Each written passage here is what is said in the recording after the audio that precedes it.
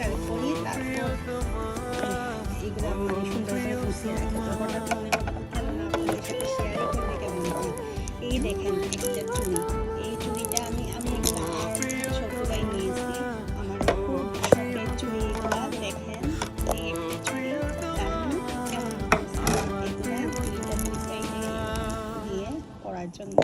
এটা হলো জামদানি হলুদের মধ্যে, এটা হলো গোলাপির মধ্যে। দেখেন, আচ্ছা এটার মধ্যে আবার পাখি আছে, ইউনিক না, সুন্দরই লাগে এগুলো সব।